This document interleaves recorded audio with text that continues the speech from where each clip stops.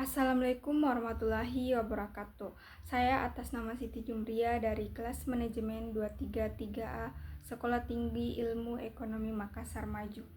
Di video ini saya akan menjelaskan atau meresume kembali mengenai materi kompensasi mata kuliah manajemen sumber daya manusia. Baik, langsung saja. Kompensasi seringkali dijadikan alasan utama pergantian karyawan secara sukarela.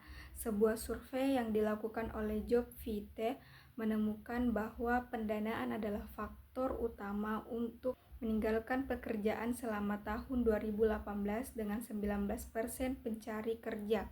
Studi lain yang dilakukan oleh The World Institute menemukan bahwa kompensasi adalah alasan paling umum kelima karyawan untuk berhenti dari pekerjaan mereka, dengan 9% orang menyebutkannya sebagai alasan utama mereka keluar.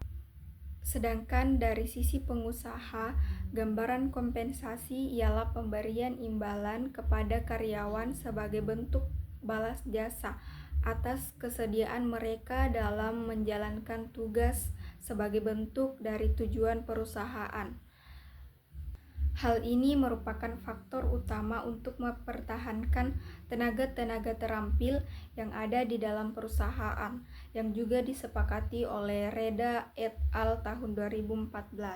Dalam bukunya The Compensation Commit Handbook Sinambela tahun 2016 menjelaskan jika kompensasi dapat terbagi dua, yaitu kompensasi finansial langsung yang dapat berupa upah, gaji, komisi maupun bonus, dan kompensasi finansial tidak langsung yaitu pemberian finansial yang tidak disebutkan dalam kompensasi langsung.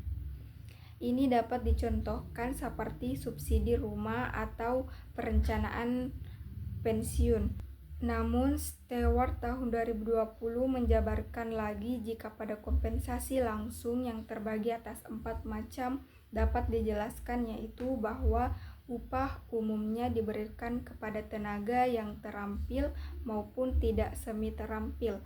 Yang kedua, gaji biasanya diberikan kepada karyawan yang lebih terdidik atau karyawan yang menduduki posisi manajemen. Yang ketiga yaitu komisi, umumnya diberlakukan pada bagian penjualan dan dibayarkan sebagai presentasi dari target atau kota yang tercapai. Dan yang terakhir, bonus, sedikit berbeda karena umumnya penentuan mirip seperti komisi, hanya saja berlaku untuk tidak hanya bagian penjualan.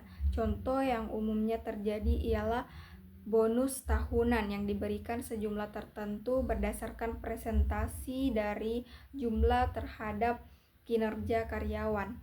Namun, bonus berbeda dengan insentif meskipun sama-sama menggunakan pengukuran kuantitas tertentu.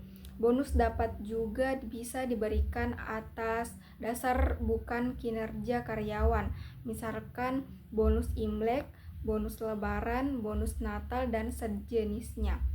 Van Aswegen et al. Tahun 2009 menambahkan jika tidak semua kompensasi harus berbentuk finansial.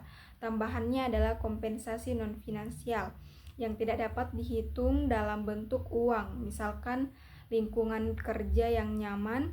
Seorang karyawan yang aktif tentunya akan lebih nyaman saat bekerja di luar ruangan. Adapun indikator kompensasi di dalam melihat kompensasi terdapat dua bentuk kepuasan kompensasi, yaitu yang berupa gaji atau pay dan tunjangan atau benefit. Kemudian Williams et al. Tahun 2008 membuat kuesioner untuk mengukur kepuasan kompensasi, yaitu Comprehensive Compensation Satisfaction Questionnaire. yang memiliki dimensi-dimensi, yaitu yang pertama tingkat gaji atau pay level, yaitu kepuasan terhadap jumlah gaji. Yang kedua struktur gaji atau pay struktur, kepuasan terhadap hierarki tingkat gaji atau tingkat di antara pekerjaan dalam perusahaan. Yang ketiga kenaikan gaji atau pay raise, kepuasan terhadap perubahan tingkat gaji. Kemudian yang keempat, prosedur pembayaran atau variable pay prosedur, kepuasan dengan metode penentuan gaji lainnya seperti bonus, insentif, komisi, dan lain-lain. Yang kelima, tingkat tunjangan atau benefit level. Yang keenam, penentuan tunjangan atau benefit determination, kepuasan dengan proses yang digunakan untuk menentukan fasilitas yang diterima. Yang ketujuh, administrasi tunjangan atau benefit administration, kepuasan dengan kebijakan dan prosedur yang digunakan untuk mengelola pembayaran tidak langsung. Mungkin itu saja yang dapat saya sampaikan. Kurang lebihnya mohon dimaafkan. Wassalamualaikum warahmatullahi wabarakatuh.